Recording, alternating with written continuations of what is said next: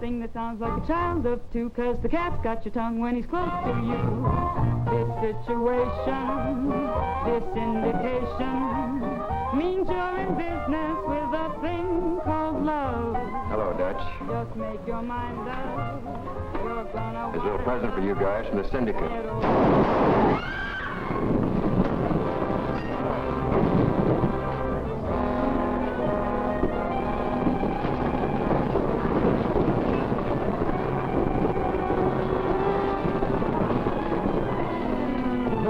Listen. I know. A couple of guys just got blasted in booth 5. Hello, operator. Police headquarters, please.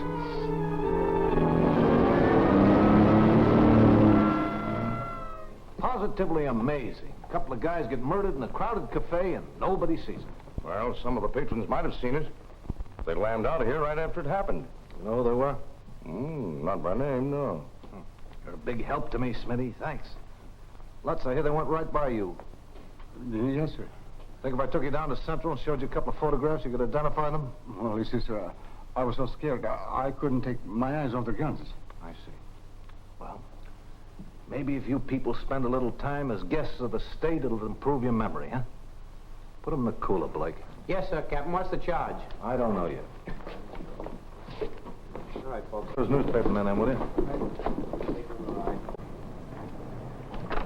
All right, boys. The captain will see you now. Hello, Captain. Hiya, boys. At 11:05 p.m. tonight, Vanny Denton and Dutch Kripe, alleged members of the Bugs Kelly mob, were shot to death here by persons unknown for reasons unknown. That's it, boys. Is that all, Captain? That's all I know. Weren't there any witnesses to the crime? There were. We couldn't find them. They lammed before we got here. Well, wasn't that considerate of them? See you later. Don't lose your sense of humor, Captain. The job of a crime reporter is just as thankless as yours. Guess you're right, Jim. Oh, by the way, who's Bugs Kelly been squeezing lately? How would I know? I thought you and he were palsy-walsy. I get to know all the mugs. That's my business. Uh-huh. Well, next time you see Bugs, just tell him I was inquiring, eh? Okay, so long.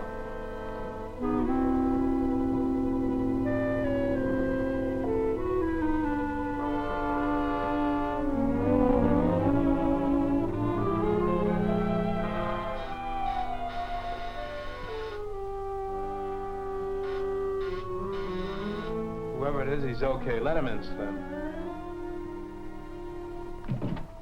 It's me. Is the big fellow in, Slim? Hi, Jim. Yeah, come on in. Hi, Bugs. Hi, pal. Long time no see. Yeah. Hello, Lou. Yes. Pull up a chair, Jim, and tell me what's on your mind. Have you been stepping on anybody's toes lately? No. Why? I've got bad news for you. A couple of your boys were rubbed out last night at Smitty's Cafe, Vanny and Dutch. Did the coppers tag anybody? A few reluctant witnesses. But Captain Peroni figures you know the answer. Well, it wouldn't be hard to run down the guys that did the job, but... Another crime syndicate killing, huh?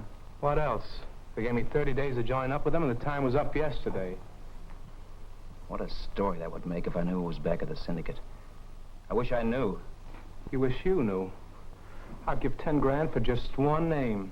And I'm going to make it my business to find out who pulls the strings for the outfit you call Crime Incorporated in that column of yours.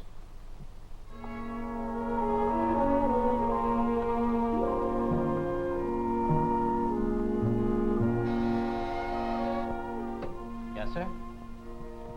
Have you a copy of the Daily News? Yes, sir. Refer to page 3, column 1. Yes, sir.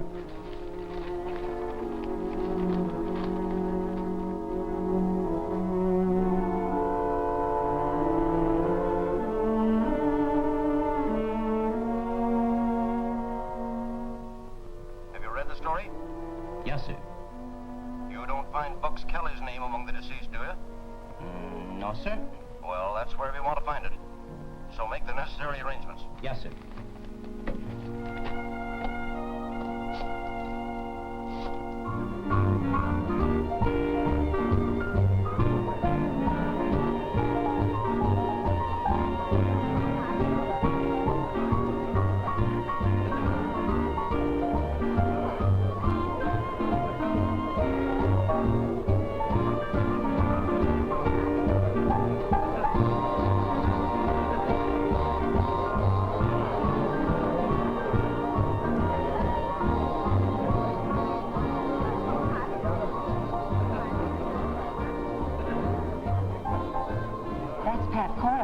celebrated criminal lawyer.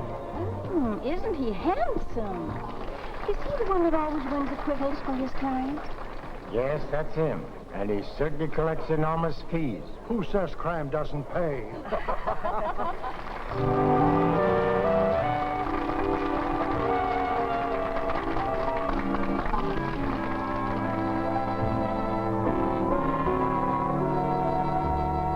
What a fool I was to lie to you.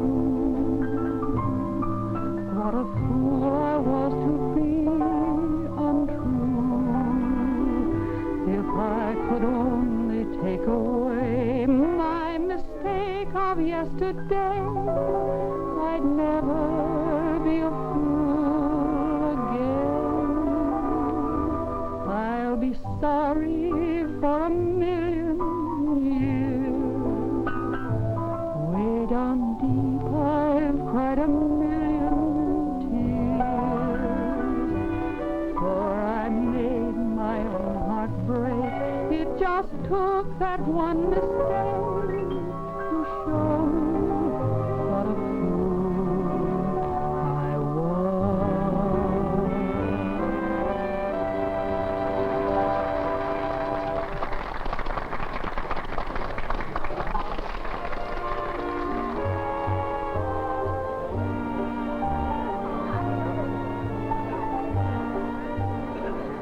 Have you any roast lamb? Best in town.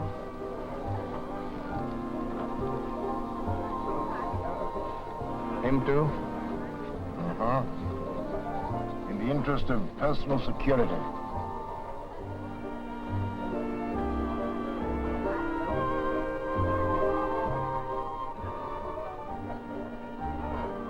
Hey, look who's here. Hello, Tony. What's cooking? Some nice roast lamb. Roast lamb, huh? I didn't look at the menu. Getting aside, I'd like to place a bet for Bob Littell. How much does he want to bet? $5,000. I'll guarantee it. $5 grand? Okay. What horses Littell picked for the killing? I'm not circulating any hot tips around here. Give me a book, I'll write it down.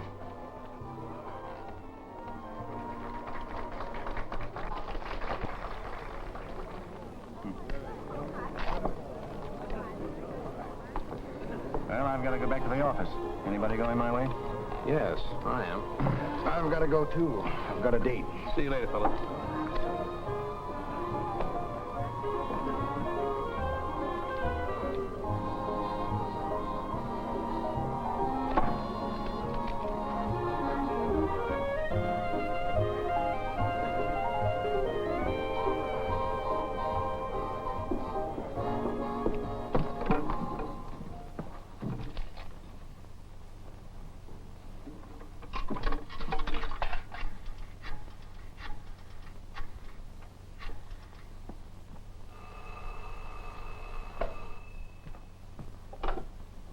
Hello.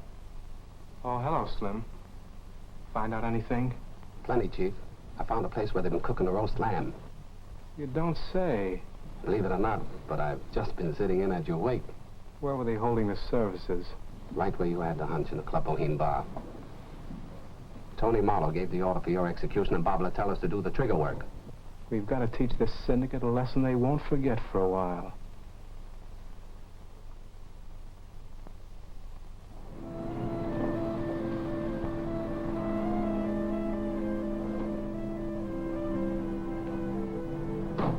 Wait for me, Bill. I won't be long.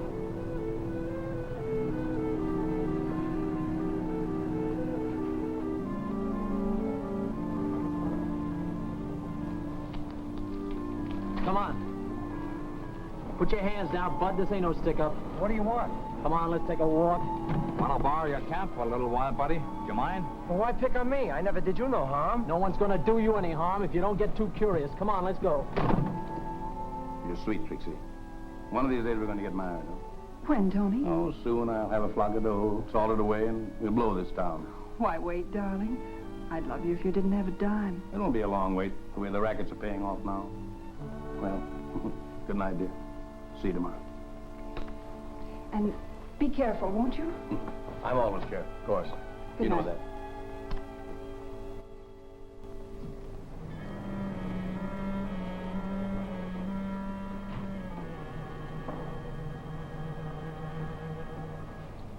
Get in, Tony.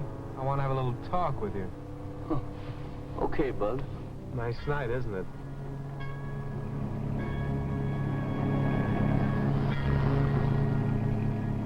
Do you mind telling me what it's all about? Not at all. I hear you've been giving out some hot tips on the horses. I thought maybe you can give me some. Somebody's been giving you the wrong steer. I never played the ponies. Stop stalling. I'm talking about the $5 tip he gave out tonight. Maybe this will refresh your memory. I see you recognize your handwriting. Well, how much you want, Bugs? Name your price and I'll get it for you, only just give me a break. Danny and Dutch didn't get a break.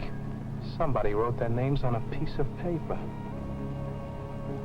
Well, you wouldn't give me the works without giving me a chance to explain, would you? You wouldn't? Well, maybe that could be arranged, providing you'll do exactly what I say. Well, I'll do anything you want. I'll do... Then shut up until we get to where I'm taking you.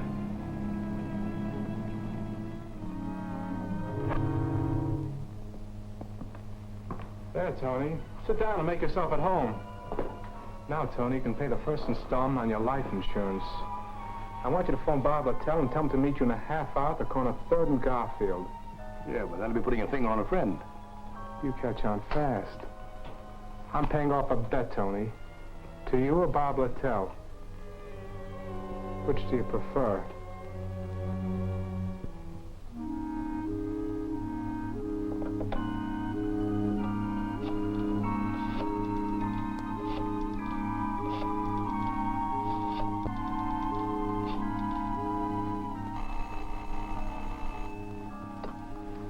Hello? Oh, yes, Tony. What's giving out?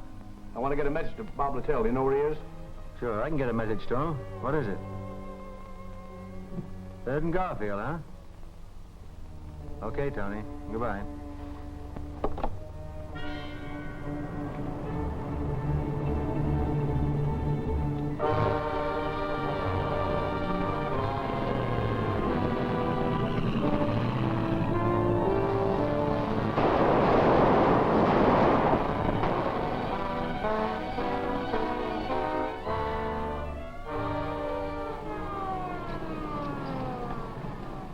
What are you so nervous about, Tony? They're not coming for you.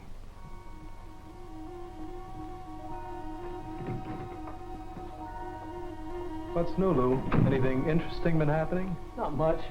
Oh, yeah, a guy by the name of Littell got gunned on the corner of 3rd and Garfield. Can you imagine that?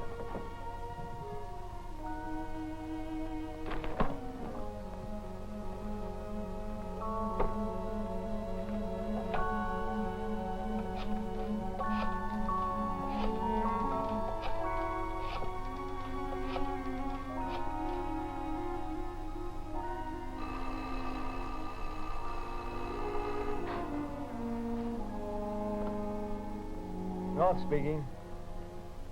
Who? Bugs Kelly. Quit your kidding. I'm not kidding, Barry. I just called up to tell you that Bob Littell lost the $5 bet Tony Marlowe placed with you.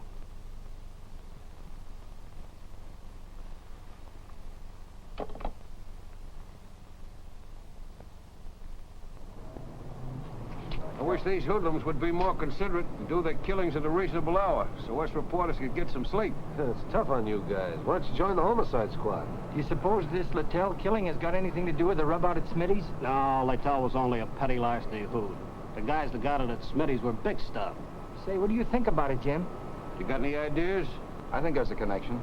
I'm convinced that crime in our city's incorporated like any big business. If you know so much about it, why don't you write a book? That's just what I'm going to do, if I ever get time.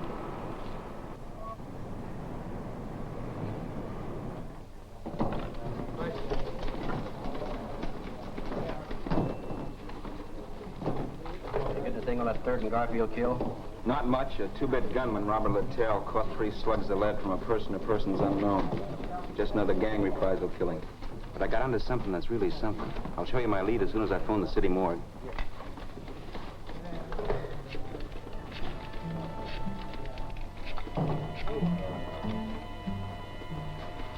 Hello. Stacy? Jim Riley speaking. I'm looking for a body. Male, about 5'10", weight 185 pounds, wearing a tux with a flower in the lapel. No soap, huh? I'm much obliged, pal. No, I'm not giving out any hints this season. Do right.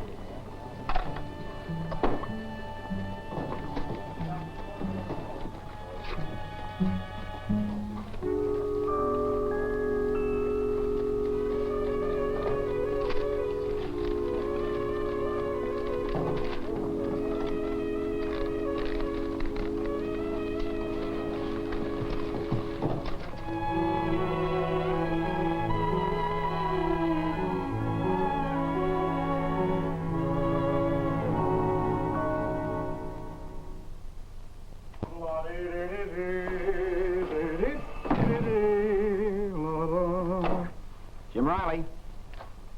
Oh, hello, Bugs. Yeah, I got your message about 5 a.m. How do you expect me to keep up my social obligations when you guys keep me up all night looking at stiffs? What's on your mind? Well, I'd like you to do me a little favor, Jim. I'd like you to accompany me on a little trip to Atlantic City. It's a personal matter that's important to me. I'd like to, Bugs, but there's a certain story that's about to bust in my face, and my boss might object. Well, what's the story about? Maybe I can help you out. Well, there's a certain big-shot proprietor of a drink, dine, and dance emporium who took an unwilling taxi ride this morning. And his close friends are wondering what the fare is going to be to get him back. Seems to me I heard something about that. Say, how would you like an exclusive on how that story's going to end? How would I like to? Say, when do we start on that trip you mentioned? Okay. I know we're bound for Atlantic City, but what are we going to do when we get there? Well, I'm hoping you'll do me a big personal favor, pal. And if you do, I'll give you the news story of the year. Well, can't you give me a hint right now? Well, I suppose it would be worth something to you, wouldn't it? To know who's back of the crime syndicate? Would it? You know, I'd write a book. Bugs, I wouldn't be able to thank you enough. I'll show you how you can when we get to Atlantic City. And where we're going, don't call me Bugs. It's Mike Egan, my real name.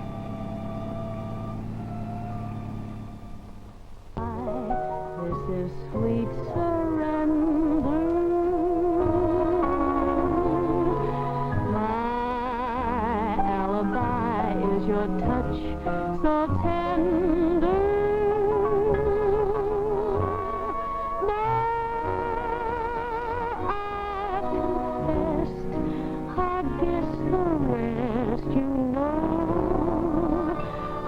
So guilty of just falling in love with you.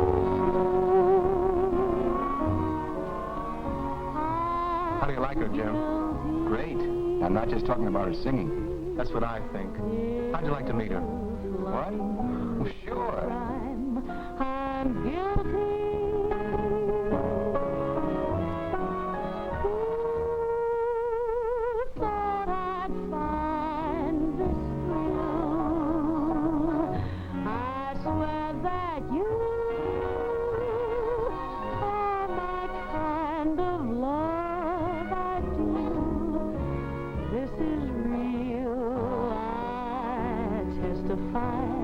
This is sweet surrender. My alibi is your touch so tender. Now I confessed, I guess the rest you know. I'm so guilty of just falling in love with you.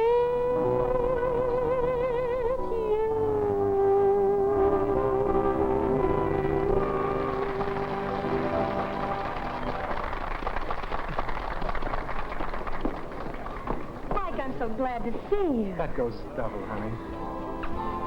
Oh, I'd like you to meet my friend Jim Riley. He's a reporter on the Daily News. Jim, this is my sister, Betty. I'm so happy to meet you, Jim. Well, thanks. I'm happy, too. Oh, come on, let's sit down. Mike, how's your insurance business? Oh, it's fine. That's why I came to see you tonight. I've got to go to Frisco. My stay there may be rather indefinite. I wish I could go along. You can someday. But in my absence, Jim here is going to play Big Brother to you. How do you like the idea? Maybe you'd better first ask Jim what he thinks of the idea. I think it's a swell idea. Why? Thanks, pal. I was hoping you'd feel that way about it. You can tell all your troubles to Jim, sis. He's a square shooter. It's comforting to know you come so well recommended. Well, don't be too sure about that. There's a little bit of wolf in every reporter. I'll take a chance. Hey, what's coming off here? This is Brother Jim's dance.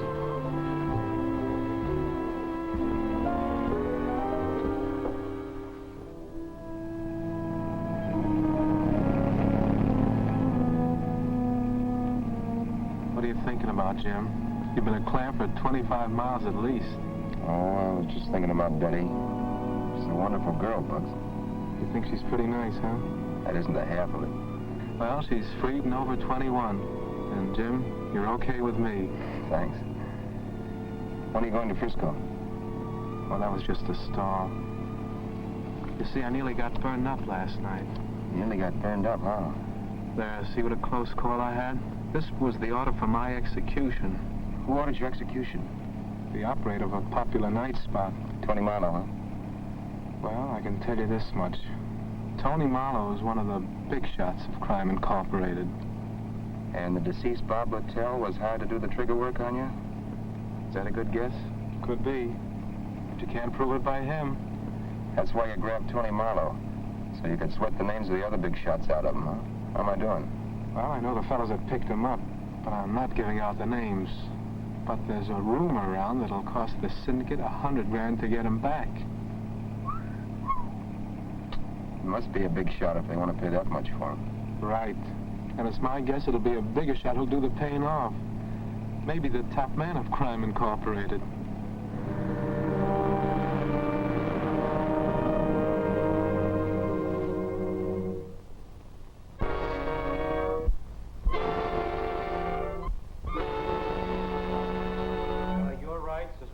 Jury's authority are perfectly clear, I presume?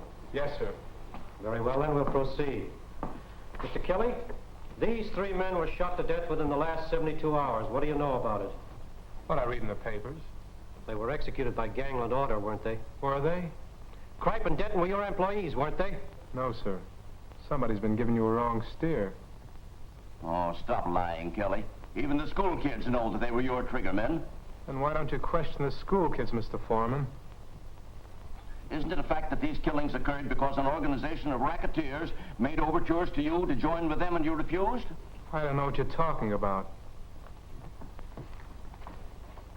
I quote from the crime reporter in a recent issue of the Daily News. I understand that the debonair operator of one of our swankiest night spots took an unexpected taxi ride this morning and is being detained for reasons which will probably soon become known to his associates. Unquote. What do you know about that, Mr. Kelly? Why don't you ask Jim Riley? It was his story, not mine.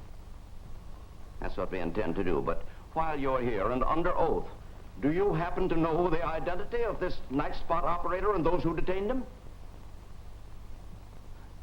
I suppose you'll even deny that you're a racketeer. I wouldn't bother to deny it. You gentlemen wouldn't believe me if I did. Just what do you do for a living, Mr. Kelly? I'm a life insurance agent. My office is at 8457 Canal Street, in case you're ever in that neighborhood. Do any of you gentlemen of the jury wish to continue the questioning? I don't. That's all, Kelly. Thank you, gentlemen. We have just time for a short recess before the police bring over our next witness, Adolph Lutz. We're not going to let a thing happen here. Hey, try that hotel across the street. That shot could have come from one of those upper windows. Yes, Captain. Come there. Shot. I'm dying. I knew they'd get me if I talked. Take it easy, Lutz. You're not dying. You're just nicked in the shoulder. Get the ambulance, please. Yes, Captain. Thank you, Captain.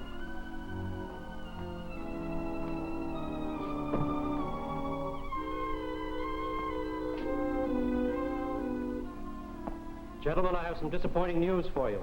The witness we were expecting was just shot at the very entrance to this building. Oh, was he killed? No, thank heaven, but he's so terrified he won't be any use to us as a witness. Who shot him?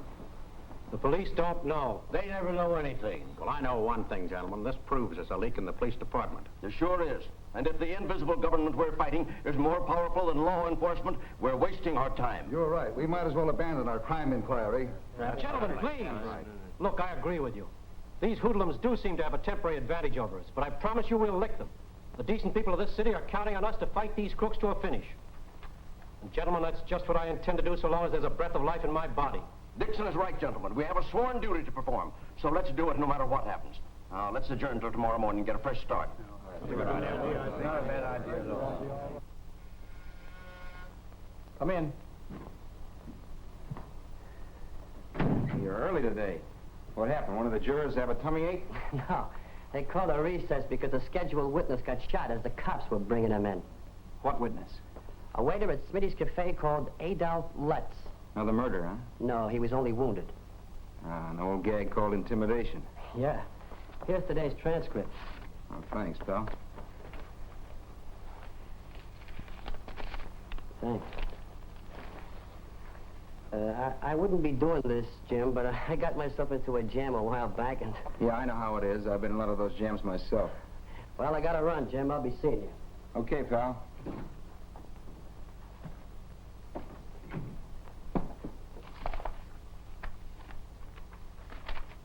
If I don't get word from Tony pretty soon, that Trixie dame's gonna drive me nuts. Get your feet off the desk. I'm calling every 5 minutes.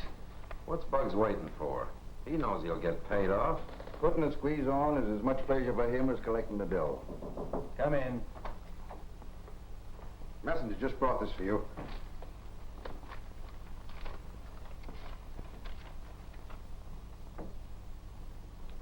This is it, boys. My dear Barry, if you'd like to have the handsome Tony back in the syndicate, this taxi fare will cost you $100 grand. $100 grand? He must think that molar grows on trees. Tony ain't worth $100 grand. Wait a minute, there's more to it. I'll give you 24 hours to raise the cabbage, and you'd better kick through. Bugs. P.S. He isn't fooling. Tony. Well, what do we do now? This is too big for me to handle. I've got to go see a certain party. Stick around, boys. I'll be back shortly. It's Trixie again. Tell her everything's under control. I'll call her back later. It's time to contact the syndicate. Where's that phone number I got from Tony Marlowe? Oh, there it is. Come here and get an earful, Jim.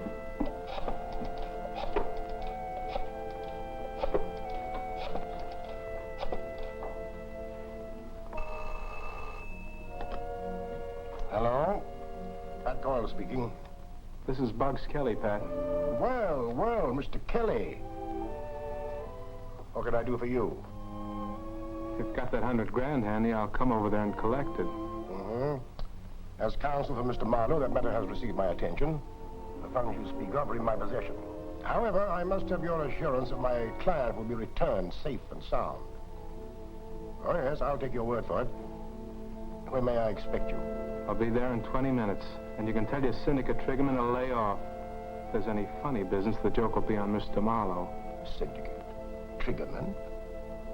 I don't know what you mean, Mr. Kelly. Are you kidding? Holy mackerel. Coyle. I just as soon believe the police commissioner was mixed up in this. But maybe Coyle is only acting as Tony's lawyer. Use your head, Jim. Pat Coyle's a syndicate big shot, and you can go to sleep on that. Well, I guess this will hold $100 grand. Will you give me a lift, Jim? Sure.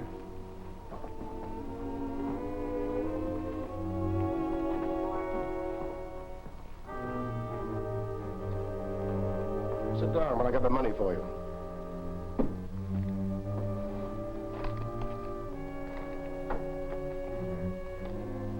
Oh, here we are. 100,000. I guarantee it. I'll take your word for it. Good. By the way, there's a friend of Tony's here that'd like to speak to you. Of course, it's up to you. Okay, I'll listen to him. I'll show him in.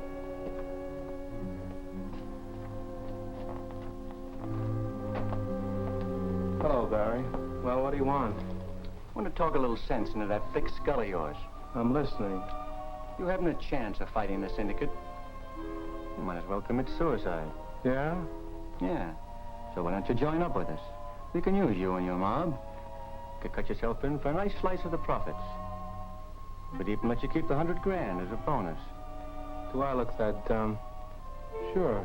You'd like me to join up so you know where to put the finger on me. And some nice night I'd walk into an ambush and get blown apart. Good night, Barry.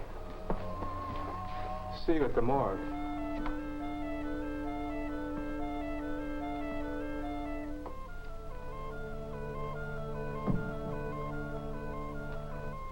No go, huh? No. Yeah, thought he wouldn't fall for it. He's too smart. We'll get him later. As soon as Tony gets back. Well, Tony, you're back in circulation. Pleasant dreams.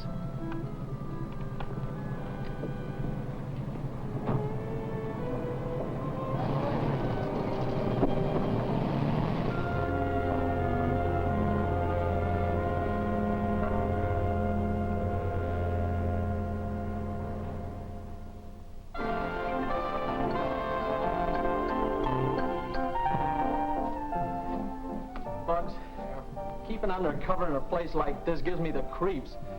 Nobody'd think of looking for his way out here. Why don't you stop bothering me? Can't you see I'm reading a terrific book? Oh, why can't we go out on the avenue, have a couple of beers or something? Okay. I suppose you want to ride on the merry-go-round, too. I like merry-go-rounds. Okay, Junior, let's go. Okay.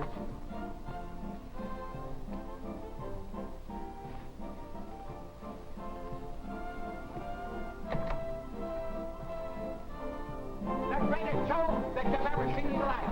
And this, my friend, you're standing in front of is the Wax Museum. It's sensational, it's educational. Now, folks, I want you to step inside, see some of the famous and some of the infamous men and women of history. I want you to step inside and see the Chamber of Horrors, some of the torture implements used in the Inquisition. And, folks, I want you, above all things, to see some of the devices used in capital punishment. Hand me that, will you please, dear? There, my friend, you are looking at what is known as the Oregon boot.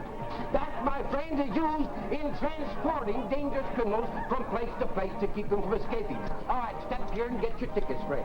Come on, honey, this ought to be exciting. Maybe we ought to go in and learn something. Yeah, maybe we got the wrong slant on things.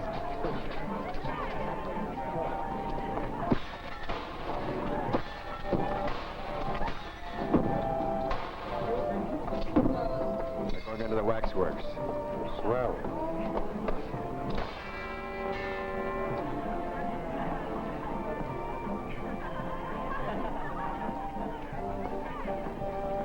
Hey, Lou.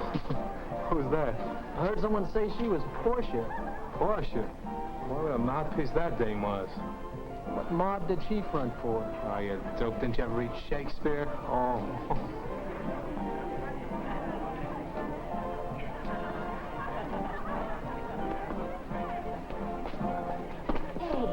I'm awfully sorry. It's all right. Hey, I've always wondered what it would feel like to sit in the old hot seat. No, it don't, Bugs. It's bad luck. Don't be silly. I ain't gonna die in the electric chair.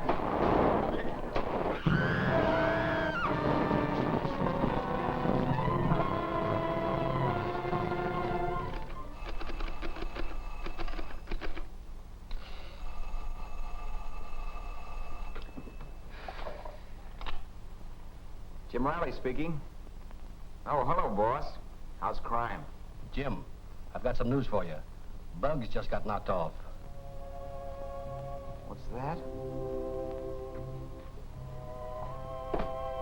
No. Yeah.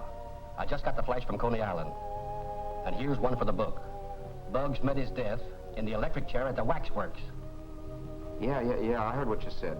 It knocked me for a loop, although I've been expecting it. No, I won't shed any tears. Yeah, he was a cold-blooded killer, yeah. Deserved what he got. Yeah. But, boss, not at the hands that dealt it to him. Well, perhaps you're right, Jim, but I thought maybe you wanted to handle the story. Well, sure, I'd like to.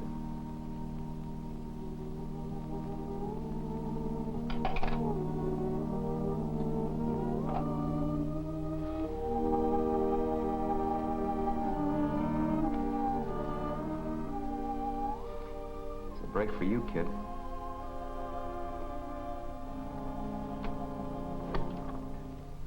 Oh, good evening, ma'am. I'm looking for Miss Betty Van Cleve. Do you know where I could find her? Miss Van Cleve moved away from here yesterday. You know where she went? No, she was very much in a hurry, and she didn't leave a forwarding address. I'm sorry. So am I. Thank you.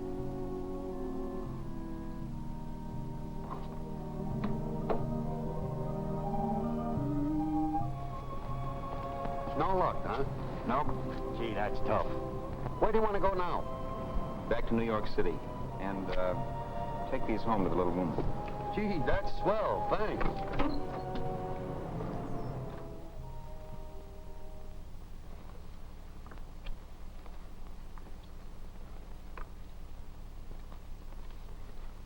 There's one of them. I'm sure that's one of them. That's the other one. They're the ones that did the shooting, all right. I know the mugs. Got anything on them? Nothing lately, but I understand Gar hangs out at a bookmaker's place on the west side. Stecker's in the number racket uptown. Collins speaking. Send out a teletype order to pick up Judd Stecker and Eddie Gar, murder suspects. Thanks a lot to both of you. You've been a great help to us. Can we go home? Yes, I'll have one of my men take you. Now, don't tell anybody what you know about the crime. Not even your own families. We won't. Take them home, Hayes. Yes, Commissioner. Yeah? One of them coppers is on the wire. Okay. Barry speaking. Yeah, what's on your mind? How long ago? Have you got the names and addresses? All right, give them to me. Yeah? Yeah, I got it. Thanks for the tip.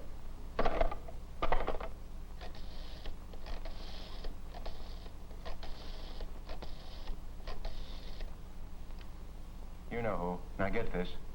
Find Stecker and Gar and tell them there's a pickup order out for them. Yeah, and there's a couple of witnesses we may have to take care of. Yeah, I'll give you the names and addresses. Here they are, Commissioner. What do you know? We bagged them just as they were getting ready to leave town. They must have just been paid for the job they did. You ain't got nothing on us. We won this dough in the dice game. Sure. We want to see our lawyer before you start kicking us around. Oh, stop beefing. You'll get to see your lawyer. But first, I've got a couple of witnesses I want to identify you. Book 'em for murder, Captain. Just in case some crooked mouthpiece tries to get 'em out on a writ. Take them, boys. Come on, boys. Let's go. Come on. You've got to register when you stay at this hotel. My congratulations to the department, Commissioner. You mean that? Sure. Read my column in tomorrow's Daily News.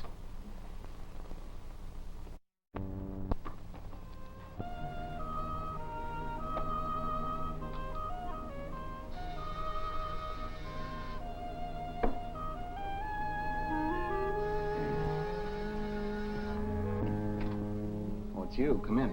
Hello, Jim. How are you? Here's yesterday's transcript. This will keep you up to date. Okay. Thanks.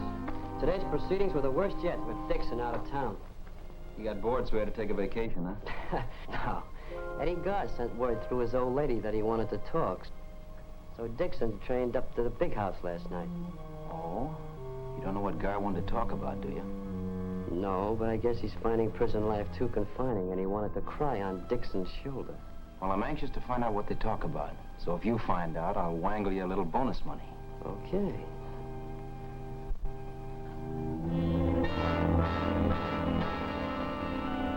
Naturally, I'm interested in getting the lowdown on the killing of Bugs Kelly and his henchmen.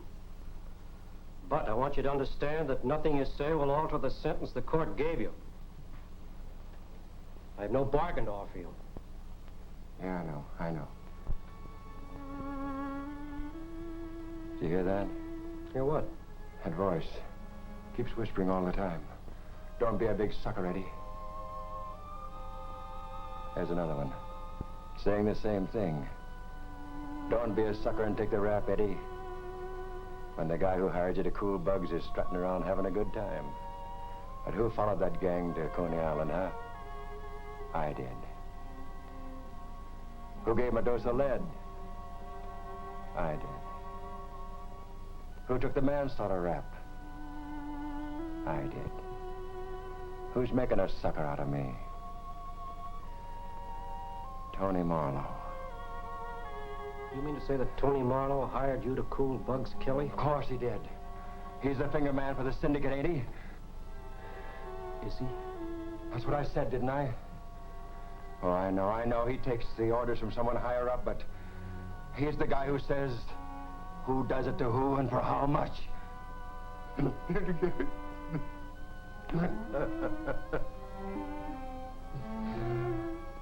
If you put those notes in the form of a statement, I'll have Eddie sign it. Yes, sir. Huh? What'd you say? Yeah. Right, yeah.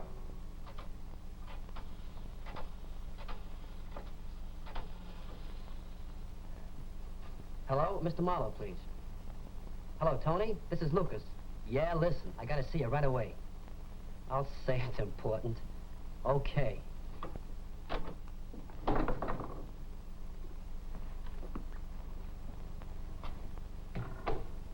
You're as nervous as a cat. What's the matter, pal? I've got some information for you this time that ought to be worth $5,000. $5 grand?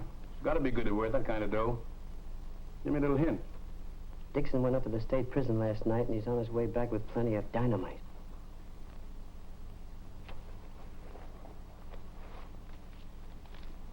Now, you give. Listen, Eddie Gobb blew his topper and gave Dixon the details of the Bugs Kelly rub-out, naming you the finger man. Now, if you hurry, you'll have time to get undercover. So Dixon's coming back tonight, huh? Yeah, he's getting off the train at Wayside. I'm driving his car up to meet him. Nice going, Lucas. I told you if you play ball with me, you get yourself a bankroll. Now, be careful when you go out. See that no one sees you. Goodbye and good luck. Goodbye and thanks. So he's getting off at Wayside, eh? Jim Riley speaking. Oh, hello, pal. Say, I was just talking to Dixon, long distance. Whatever made you suspect that Eddie Gobb might have something important to tell him? Did he sing? The lid's off, Jim. Dixon's on his way back with a briefcase full of dynamite. Now, wait. Where can I go to see the show? I wouldn't want to miss this for anything in the world. You might blow yourself to a feat at the Club Boheme around 7:30 p.m., if you know what I mean. I might at that. Thanks a million until I can reciprocate more grandiferously. Bye.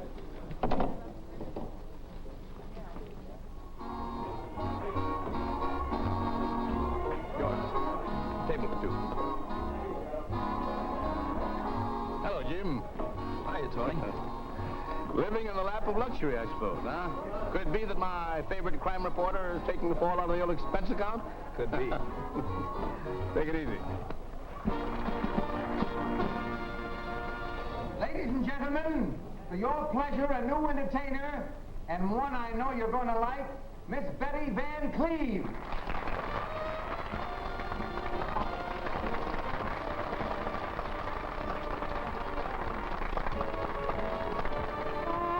Work in a nightclub, take pictures galore. Although it's a bright club, to me it's a bore. When a man gives my hand a squeeze, I smile and say, your picture please. My hours are long here, commissions are slight. I'm crying my song here, the same every night. There's a hymn on a limb with a herb, so I must sigh. Your picture, sir? Oh, that smile, just watch the birdie. Catch that style and she's way past 30.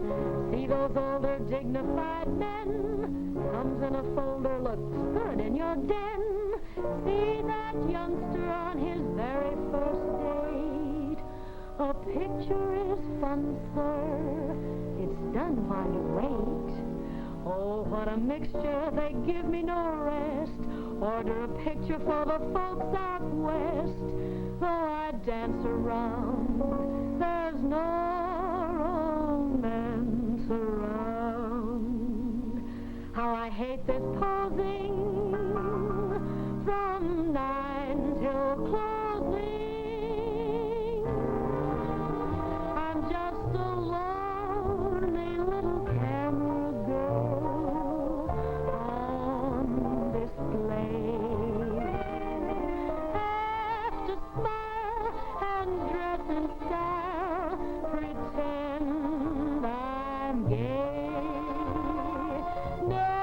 never knew a camera girl could feel this way. Each night, when everything's right, I must recite, Mister, take your picture, hoping that one night the man who is right will come along to claim his girl and carry off the lonely little camera girl.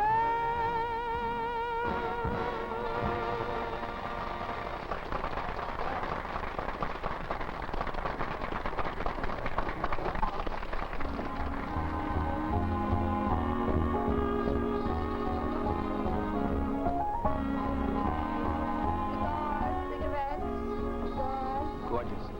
Just what the doctor ordered. I want to send a little note to Miss Betty Van Cleve. Will do for $1. Will do if you buy a pack of cigarettes. Sweet child.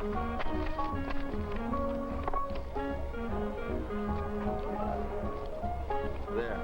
And if you bring back her answer, you can keep the change.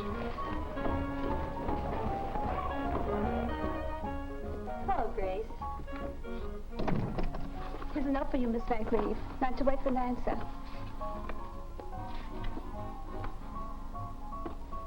Well. May I borrow your pencil?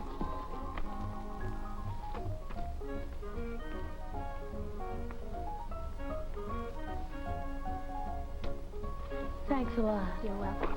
Well, well, a nice note for your first song, huh? Not at all. The gentleman's an old friend of the family. That's what they all say.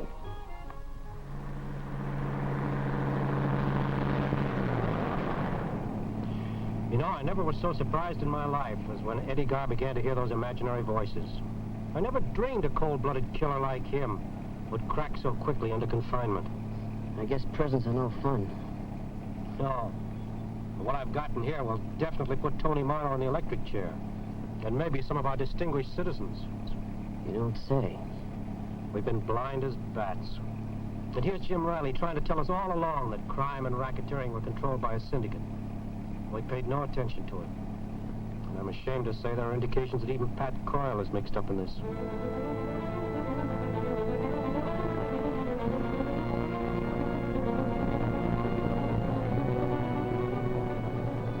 Detour at the roadside. Thanks.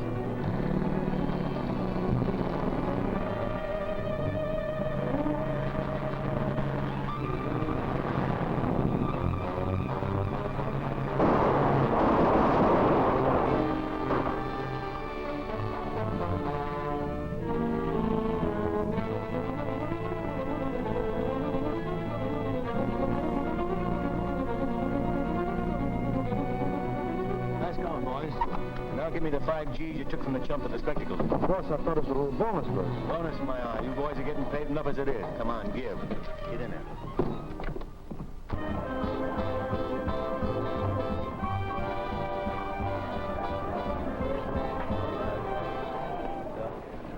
You're under arrest, Tony. What have I been doing now? Parking in front of a fire plug? Charges conspiracy to commit murder.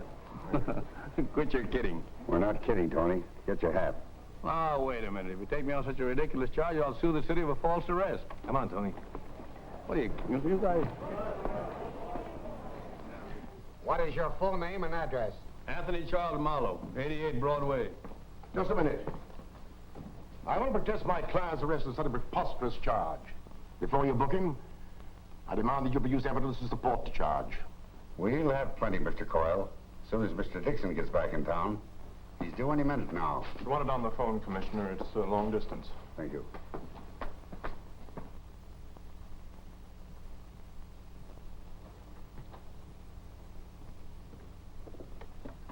I'll take that long-distance call, Murphy. Hello. Collins speaking. Who? Oh, yes, yes. What's that? No. Where did it happen? I see. Hold the phone a minute. I'll have someone take down the details. Don't answer another question until they produce some proof to back their charge. Go ahead, Sergeant. We know what we're doing. If you do, Sergeant, I'll serve you with a writ so fast your head'll swim. We'll have to turn Mr. Marlowe loose, boys. We have no evidence now to back up his arrest. What do you mean, no evidence? You said the deputy DA was bringing it with him. He was. But he and his secretary were murdered on their way here and the evidence stolen.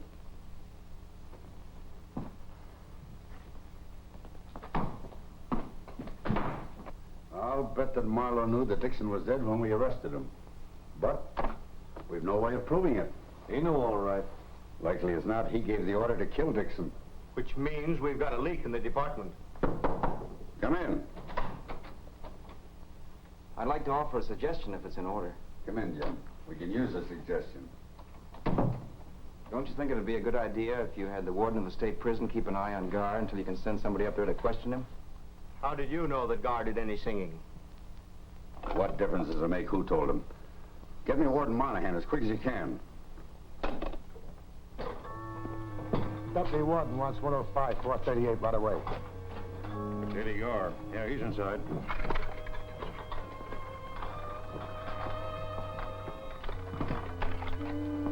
Where's Eddie Gar's one up front? Went in the storeroom to get some sugar. Shut-eye, huh?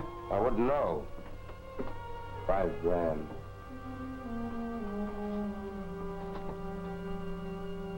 Hey, Eddie. Chief School wants to see you. Hey, Eddie. Wake up. Hey, somebody! Eddie at the murder! And when my book comes off the press in a week or two, I'm going to give each one of you guys a copy. Well, that'll be swell, Jim. We'd be glad to read it. Collins speaking. Oh, hello, Monahan. What's that? The invisible government has beaten us to the punch again. Somebody just drove a knife through Eddie Gar's heart. Yeah, boss, that's right. Gar got it in the back, in the prison storeroom. Yeah. Right.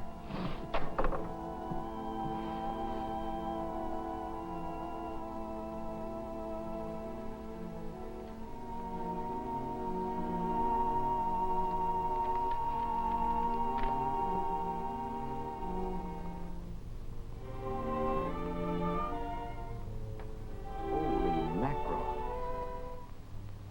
2 o'clock.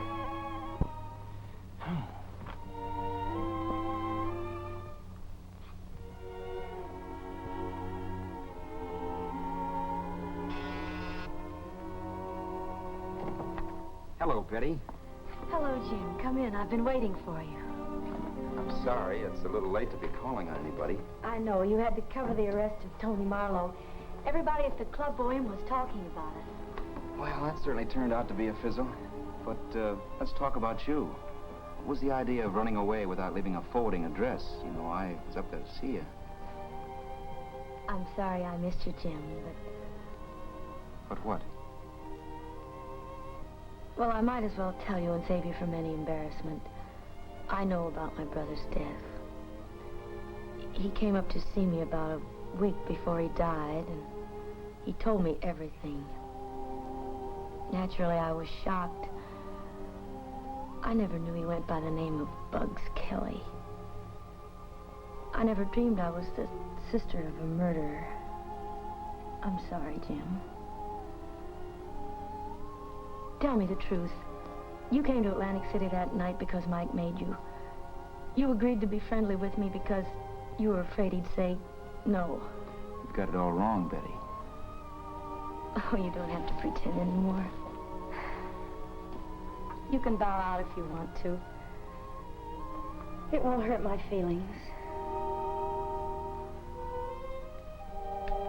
Betty. Now listen to me. I love you. Do you hear?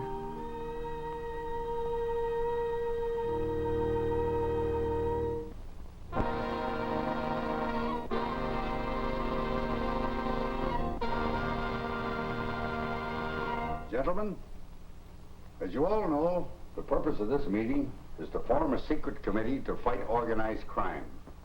And I mean wipe it out of our city once and for all. And we have to clean our own house, too. I hate to think that Dixon was murdered Because someone in the department was a traitor to the cause of justice. But what else can I think? The public is up in arms, and rightfully so. Now, we've got to put an end to this crime wave or resign, and let others more capable do the job. Now, which is it going to be, men? We'll clean it up, Chief. Clean it up, Chief. Gentlemen, as Jim Riley would say, this meeting of the Board of Directors of Crime Incorporated is now open for business. However, as chairman in the absence of our president, I want to sound a timely warning. We can't afford to have any more violence. Since it became necessary to eliminate the Bugs Kelly mob, our business has fallen off 16%. Mr. North, until public indignation dies down, I think you should have all marble games removed from school neighborhoods and operate bookmaking undercover for a while. That goes for policy games and baseball pools as well. And during the lull, let's try and dig up some new competitive game, something different. That'll bring us a few nickels. Oh.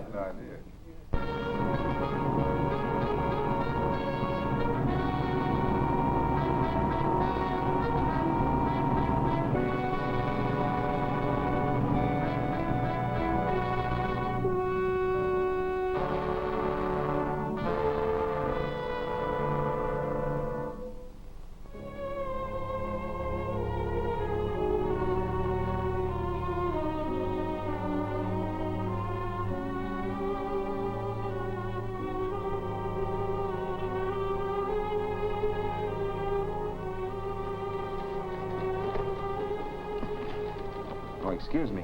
What can I do for you? What can I do for you? I'm Jim Riley. Fine.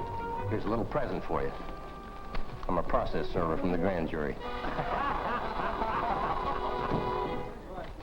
I have here a book entitled Crime Incorporated by Jim Riley.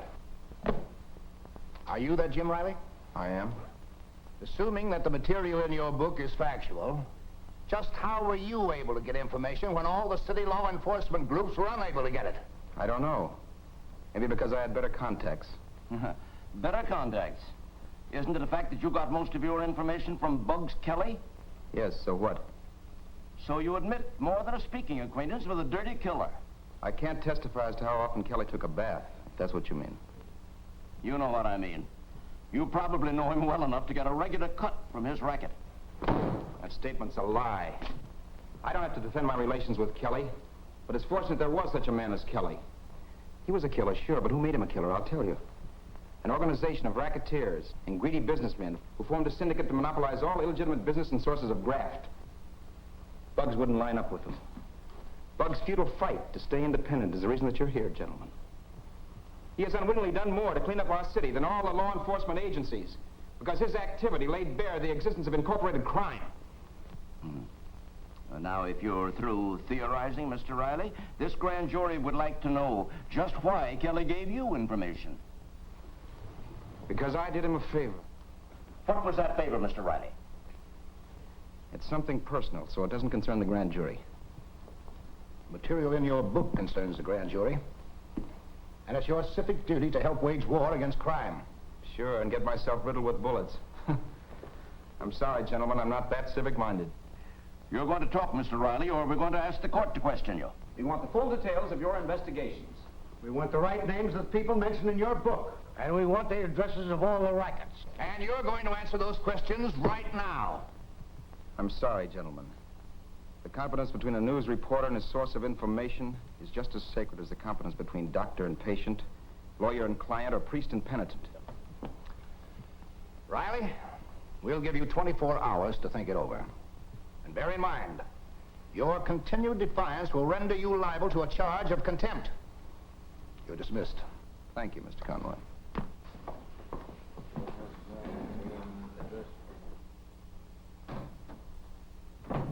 Hello, Jim. Well, you don't look so happy. The grand jury been giving you the works? Yeah, I got to go back and answer some questions or else. Maybe you'd rather talk to me. You know me better than that. Oh, you don't understand, Jim. I want you to join our secret committee for driving the rats out of town. Who's on the committee? Just a few of the men we can trust, like Ferroni, Finch, Westover, and the foreman of the grand jury. Clark? Yeah. You see the point? If you join our committee, the jury will have to lay off you. Yeah, I see the point. And you might be needing some protection for that charming young lady you've been calling on at a late hour. What charming young lady? When she attended public school number 9, her name was Betty Egan. Catch on? Well, I guess I'll join your committee. Welcome into the fold, Jim. Oh, I read your book last night, and I was able to identify quite a few of the characters. Now, tell me if I'm wrong. Tony Marlowe was finger man for the syndicate? And one of the big shots. And Barry North's the payoff man? For the small jobs, like killing competition. Well, just where does Pat Coyle fit into the picture? He could be the president or the chairman of the board, since he paid Bugs Kelly $100 grand for the life of Tony Marlowe. Oh, so that's how it was. Got any leads we can follow up? Yeah, I've got a couple of leads, but it will require dictaphones and camera traps. Well, this is not an ethical fight. What are they? Well, for one, an old and reputable firm, National Brokers Incorporated, on the 6th floor of the arcade building, which Tony Marlowe finds it necessary to visit now and then. And another hits pretty close to home. Let's hear it. Well, some of your force have been making calls on the International Export Company on the 5th floor of the arcade building. What kind of business would they be wanting with an export company? It's just a front. It's the headquarters of Barry North. Here's a list of the callers.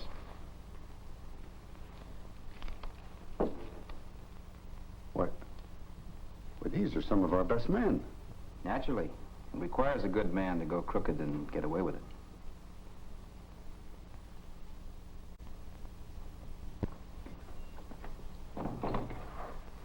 Greetings, board members. Greetings, Mr. President. Gentlemen, I have just come from a meeting of the Secret Police Committee, and I am genuinely worried. Jim Riley has become a member of the committee, and there's no telling what he knows of our syndicate activities. What do you propose, Mr. President? I'm afraid it will be necessary to eliminate the Secret Committee. You realize what you're proposing? I, for one, can't subscribe to such drastic measures. Nor I. Your suggestion is insane. Perhaps you two gentlemen would prefer the electric chair. Take it easy. Come, gentlemen, we're wasting time. I propose the immediate elimination of Jim Riley and Miss Betty Van Cleve, an entertainer at the Club Bohème. Mr. Gable, will you give us a report on your investigation of Miss Van Cleve? Betty Van Cleve is just a professional name. She was christened Betty Egan and is a sister of the deceased Bugs Kelly. All those in favor of the elimination say aye. Aye. Contrary, no. All right, Tony, the matter's in your hands. Just a minute, Tony. This can't be the usual gangland rub-out. It will have to look like an accident. Okay, I'll have the boys put them in the Riley car and shove them over the Palisades.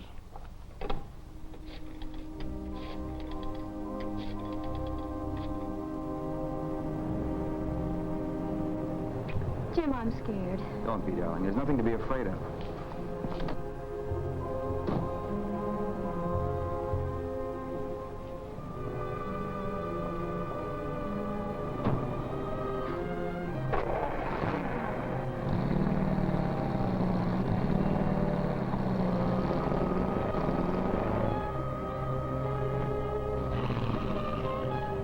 Did you see that man? He followed me from the club. You just imagined it. No. I was expecting I'd be followed. You were expecting to be followed. How come? I suppose it was awfully silly of me, but I listened in on a conversation between Tony Marlowe and Trixie. Betty. Well, I wanted to help you get something on him. You mustn't take a chance like that. Supposing he found out that Bugs was your brother. I know. It was awful stupid of me, because I got caught. Who caught you? Trixie. From now on, you take care of the singing. I'll take care of the crime detecting. I'm sure we were followed. Yeah. Jim, don't you think?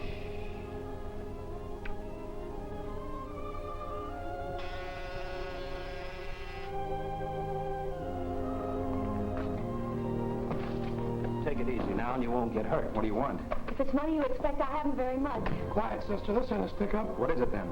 Somebody wants to have a little talk with you. Now get over there by the wall and get your arm. What for? Follow your path. Just do as you're told. Hold it, boys. Drop those rods. Oh, yeah?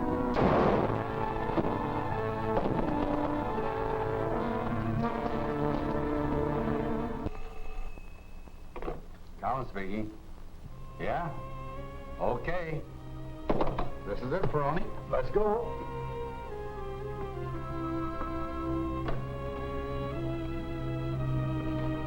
So, gentlemen, our next objective is to control the city elections and place our own men in the key positions.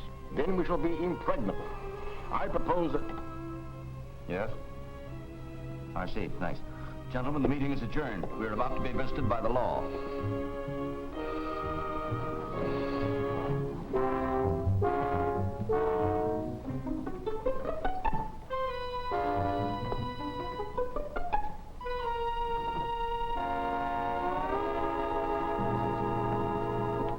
Well, good evening, gentlemen. What brings you here? As if you didn't know, Mr. Coyle. You're under arrest. All of you. Take him away, boys. Just a minute. Have you a warrant for our arrest? I have. Would you like to see it? No, thanks. I still think this is a gag. What's the charge? There are a number of them, Mr. Coyle, including conspiracy to commit murder. Now I know it's a gag. Bring him over to Central. We'll book him. Step this way, gentlemen. Go. All right, man. Come on. Come on.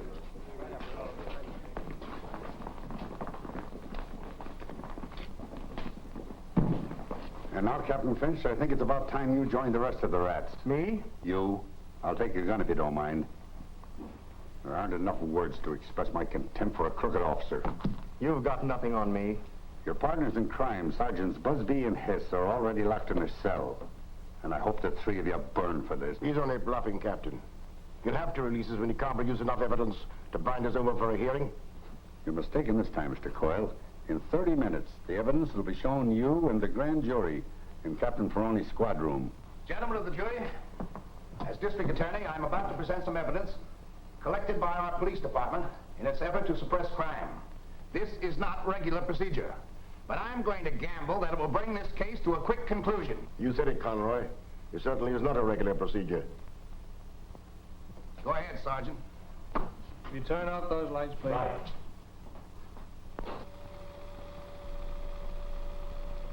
Hello, pal. What brings you out so late at night? I just came from a meeting of the secret police committee.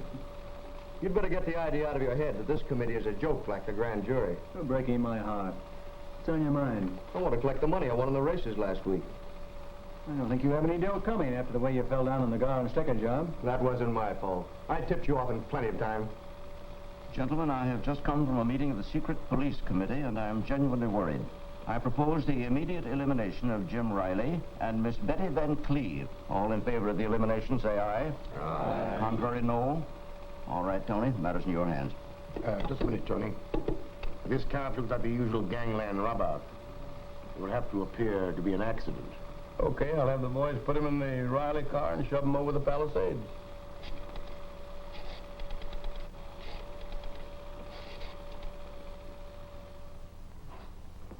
All right, boys. Take the prisoners back to jail.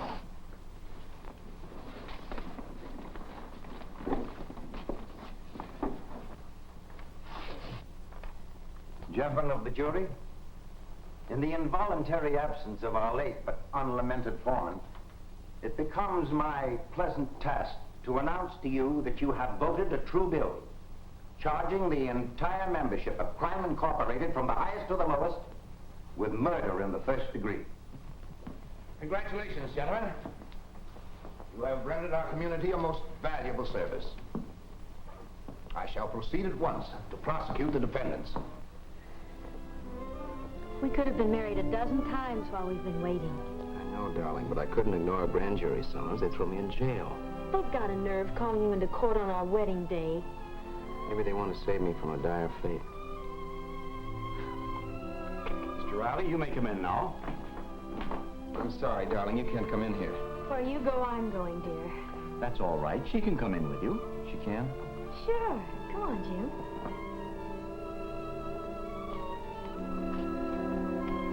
Hello, Jim.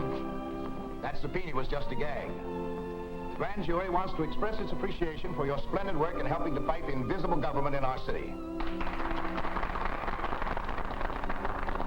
Was that all you wanted? Well, yes, why? Well, if Betty and I had known that, we could have gotten married before we came over here. What's that? Does somebody want to get married? Is it you, Jim? Well, darling, this is Judge Poole, legal advisor to the grand jury. Judge, this is my wife. Well, I mean my fiancée. This is a pleasure, my dear. Well, you have some illustrious witnesses here. Get out the marriage license.